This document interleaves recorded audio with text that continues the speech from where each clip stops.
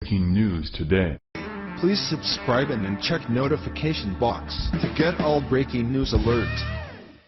Senator Rand Paul of Kentucky is known as an outspoken constitutionalist who inevitably infuriates a lot of liberals with his conservative views.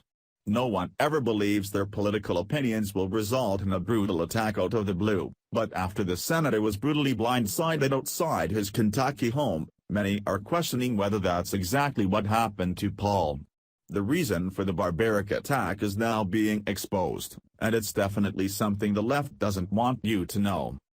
Paul was mowing his lawn outside his home in Bowling Green, Kentucky, when his psychotic neighbor, 59-year-old Renee Boucher, jumped him. Boucher ran up to Paul from behind before tackling him and forcing him to the ground.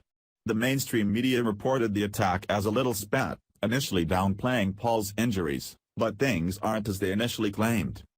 Early reports said Paul received minor injuries after his attacker blindsided him, but updated information indicates the senator's injuries are more severe than initially reported. In fact, Paul sustained 5 broken ribs, 3 of which were displaced fractures. He also suffered lung contusions, according to what his senior advisor Doug Stafford told the Associated Press on Sunday night. As if the assault alone is not disgusting enough, the alleged motive for it is worse. Jim Bullington, a mutual friend of both Paul and Boucher, has come forward and described Boucher as a socialist. He's pretty much the opposite of Rand Paul in every way, Bullington told the Washington Post. The neighbors had been known to have heated discussions about health care, Bullington said, adding that Boucher is an advocate of a national health system.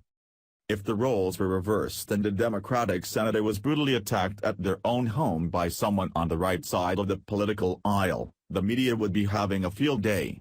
However, the attack on Rand Paul isn't garnering much attention among the mainstream media, and the reason is clear.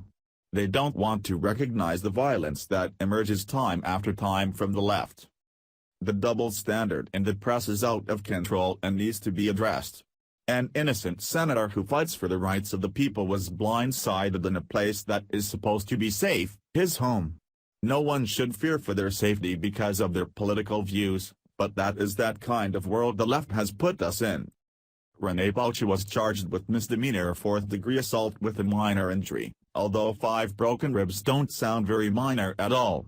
He was released on a $7,500 bond but must appear back on Thursday. Hopefully, he faces a conservative judge who will make an example out of him.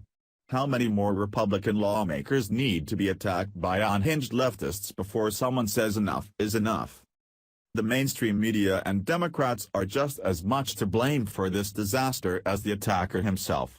They encourage this behavior with their deceitful rhetoric, painting those on the right as the violent bigots when it's liberals like Boucher who prove which side the violence is really coming from. Unfortunately, the MSM would rather report fake news than the truth about a politically motivated assault carried out by one of their liberal darlings. Our thoughts and prayers are with Senator Rand Paul during this challenging time, and we will fight with him to stop this from happening to other constitutionalists who has the courage to fight for us and uphold our rights as American that the left wants to rip out of our hands so badly.